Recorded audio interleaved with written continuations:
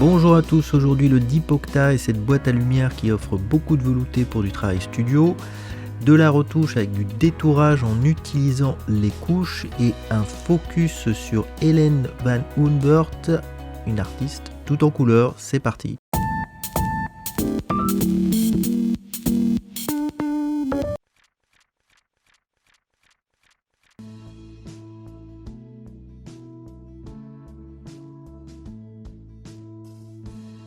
Donc on se retrouve avec le setup complet. Donc ici notre flash avec le modeler qui est le Deep Octa. La lumière part dans ce sens-là. Et ici, ce qui n'est pas trop simple à voir, on a deux panneaux noirs. Donc un panneau noir et un autre ici. La mannequin dans le setup original est un peu en arrière, un peu plus reculé que ça. Donc voilà, ça permet...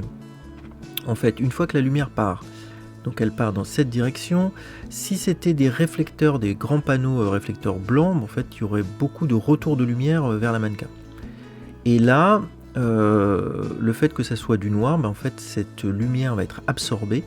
Donc ça va permettre aussi, selon que les panneaux soient plus ou moins proches, donc on peut jouer avec ça, de produire des résultats intéressants en termes de dessin en fait sur la structure. Donc ça permet de modeler la structure du visage de manière assez intéressante, et ça renforce aussi l'accent sur le visage et le regard.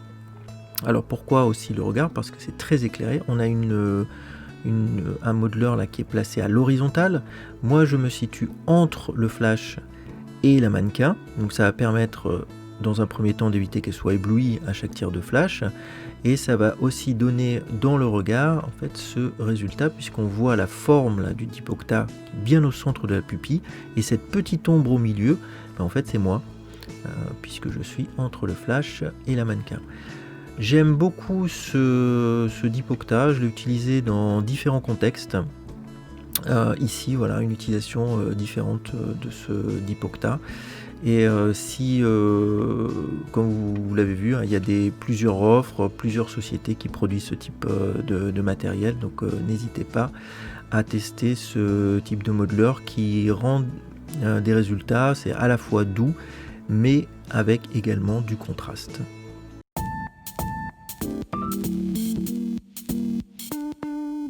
Alors on se retrouve dans Photoshop avec un petit exercice pratique sur le détourage. L'idée c'est pas d'utiliser des tas de plugins, mais de se dire qu'est-ce qu'on peut faire avec les outils déjà natifs dans Photoshop. Donc il y a plein de façons d'arriver au même résultat dans Photoshop.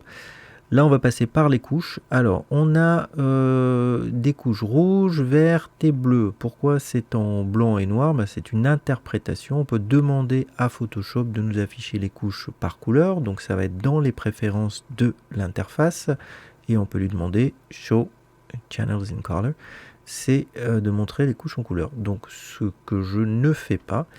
Je vais aller chercher une couche où il y a le plus de contraste possible, puisque je veux récupérer ce combi et ne pas avoir en fait en gros ce qu'il y a autour, surtout ce qu'il y a autour au-dessus dans les valeurs claires. À la limite tout ce qui est un petit peu les reflets des roues, etc., je veux bien le garder. Alors lorsque on voit par exemple quelque chose de plus clair qui s'affiche, vous voyez la différence entre Peace and Love. C'est-à-dire que ce qui va devenir clair, c'est ce qui est la représentation de... Il y a plus de valeurs de rouge, par exemple. Là, quand je reviens, je vois bien que E, V, N, Flower, Power, il y a un peu plus de rouge. Donc du coup, quand je vais afficher les couleurs, les couches comme ça, Red, dans le rouge, il y a un peu plus de rouge ici. Là, il y en aura moins. Il y a moins de vert, par exemple. Voilà. Et au plus c'est sombre, au moins... La couche est, on va dire, est représentée. Je vais garder la couche verte. Je fais un contrôle-clic dessus. C'est juste pour la forme. Ça va être pour créer une couche alpha. Et je vais cliquer là sur l'icône du masque. Ça va me créer une couche alpha. Alors, qu'est-ce que je fais de ça? L'idée pour moi, c'est d'augmenter le contraste entre sombre, c'est ce que je vais garder, et clair. Donc, comment faire ça? C'est avec un contrôle L. On va travailler avec les niveaux. Alors, qu'est-ce qui me pose problème dans cette image? Principalement, comme je sais que ce que je veux garder, c'est les sombres, Et là, mon souci, c'est que faisant partie du combi, il y a le toit, et le toit est super clair parce qu'il a il reçoit la luminosité du soleil. Donc je vais devoir le garder, ça on verra ça plus tard. Par contre, quand je vais travailler avec les couches, donc sur notre couche alpha, je vais travailler avec nos niveaux, je vais essayer de foncer tout ce qui est possible de foncer au maximum. Voilà, je fonce. Vous voyez ? Donc on a une autre façon de faire, c'est qu'on peut en désélectionnant, ça va être plus clair pour vous, ça ira même plus vite. Je désélectionne, donc j'ai fait CTRL D sur ma couche alpha, je refais CTRL L, voilà. Donc là on travaille de manière globale, pas uniquement sur la sélection, mais sur l'ensemble de l'image. Si je montais beaucoup les blancs, d'un coup je vais complètement tuer ce toit. Je ne vais plus le voir. Moi je veux toujours voir cette petite frontière de toit, parce que ça va me permettre de mieux le sélectionner tout à l'heure. Donc je vais m'occuper des tons moyens, tons sombres. Je vais essayer de faire un maximum. Donc on peut passer plusieurs fois. Par exemple, je fais OK. Là, je travaille toujours sur la couche alpha. Je fais OK. Je peux relancer un calque de niveau à nouveau. Ça ne s'empile pas, donc ça ne va pas alourdir le projet. À nouveau, encore du sombre. Voilà, pas trop. Je sais que là, en fait, mon combi va être pris dans l'essentiel. Je monte un tout petit peu ces valeurs claires, très léger, mais pas trop pour pas enlever cette sélection. Enfin, cette jonction là qu'il y a ici, que je vais récupérer plus tard. Je vais faire OK.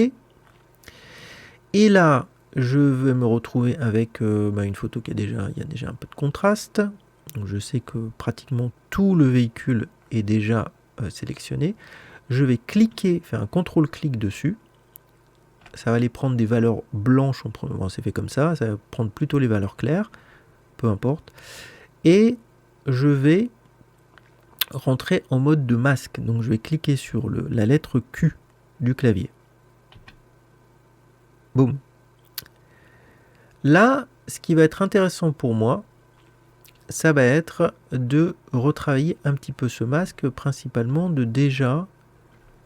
d'améliorer ça, c'est-à-dire de récupérer mon... Vous voyez, quand j'ai fait un contrôle-clic sur le Quick Mask, là, ce qui m'a créé, je vois que le haut du combi n'est pas sélectionné. Donc je vais aller le prendre. Pour ça, je vais aller prendre un lasso polygonal.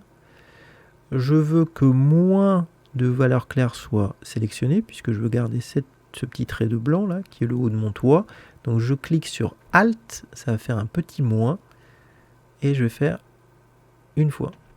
Je clique, voilà, et je vais aller sélectionner. Donc chaque fois, je clique sur la barre espace pour bouger dans l'image. Je suis toujours en moins, lasso moins. Voilà, on va pas faire de l'ultra propre, c'est uniquement pour montrer un principe qui est applicable après à différentes sortes d'images, y compris du détourage fin de cheveux. Je ferai peut-être une vidéo après. Voilà. Donc j'ai fini ma sélection, j'ai fait un tour, puis du coup ça m'a pris cette partie supérieure du combi. Voilà. Donc une fois que c'est fait, je peux tout simplement sortir du mode masque, parce que c'est fait. Mais ce qui m'intéresse là, c'est plutôt de sauvegarder cette nouvelle sélection. Donc je vais faire Select et je vais dire Save Selection. Je vais lui mettre juste un numéro. Allez, 02. Boum. Alors, il m'a créé un 02. Voilà. Donc dans ce mode-là, je peux désélectionner, CTRL D. Et là, je vais peindre. Alors je vais prendre mon pinceau. Et je me mets en mode overlay. Alors ce mode, il est très intéressant. Pourquoi ? Parce que lorsque je peins en noir, par exemple, je vais pouvoir passer sur le noir, mais dès qu'il va y avoir des valeurs très fortes de blanc, il n'ira pas dedans. Exemple, je peins, il ne passe pas dedans. Voilà, et là je suis en noir, je suis à 100%. Il faut que je passe plusieurs fois, et encore, il ne va pas aller toucher le blanc. Donc ça, c'est vraiment sympa. Je fais CTRL Z, pour, par exemple, aller sélectionner cette partie-là. Donc je vais mettre en blanc, et je vais dire que je ne veux pas l'intérieur, en fait. Voilà. Donc, hop, chaque fois que je passe sur du noir, il ne va pas peindre en blanc dessus, sur le noir, parce qu'il reconnaît. Donc je passe plusieurs fois, que ce soit une sélection un peu plus intense. Voilà, on peut doubler, tripler, les coups de pinceau, voir au-delà. Donc là, je sais que tout ce qui est en blanc, je ne vais pas le sélectionner. Voilà. C'est la même chose en haut. Je vais pouvoir peindre en haut et passer plusieurs fois. J'ai aussi la possibilité d'aller de faire une sélection et de remplir la sélection de blanc. Voilà, là je sais que ici, le blanc, il ne va pas toucher trop, à moins que je répète plein de fois, mais il ne touchera pas trop le noir. Voilà, donc si je passe qu'une fois comme ça, ça ne sera pas embêtant. Voilà, ici. Allez, c'est un exemple. Allez, tout ce qui est autour, je ne vais pas trop le prendre.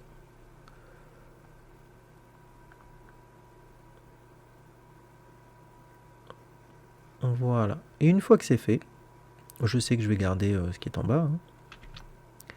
Voilà, je pourrais ici je sais jusqu'à la frontière de ce qui est en noir, je ne vais pas le prendre.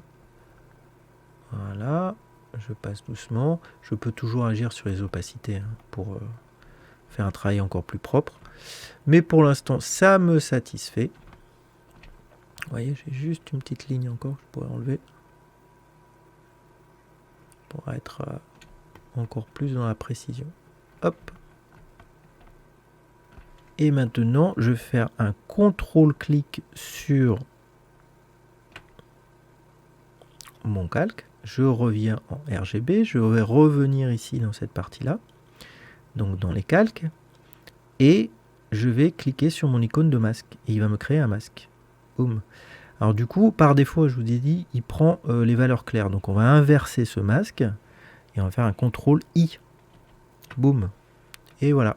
Du coup, j'ai bien sélectionné mon combi. Et on peut voir ce que ça donne en plaçant un calque. Alors je sors du mode masque aussi, j'oublie pas de cliquer sur la lettre Q. Voilà, de désélectionner, CTRL D. C'est bon. Et je vais remplir ce calque vide d'une couleur. Je vais aller choisir une couleur voilà, quelconque. Il fait partie un peu de l'image aussi. Je clique sur Alt et retour arrière, ça va remplir l'ensemble. Et là, du coup, je vois que voilà, à travers, j'ai mon fond et j'ai bien détouré le camion. Dans la partie des couches, on voit qu'on a toujours notre couche alpha qu'on a créée et puis le 0,2 et que j'ai travaillé avec le pinceau. Donc ça, c'était la couche alpha au départ. Et puis, ma petite amélioration du masque. Et voilà. À vous d'appliquer maintenant ce principe sur d'autres sélections, puis d'affiner. Parce que c'est un travail qui est passionnant, parce que c'est très créatif. On s'amuse avec tous les outils de Photoshop et on peut aller très très loin dans le travail de précision, y compris avec des outils tels que Dodge and Burn, etc. pour du travail de grosse précision sur des petites mèches de cheveux.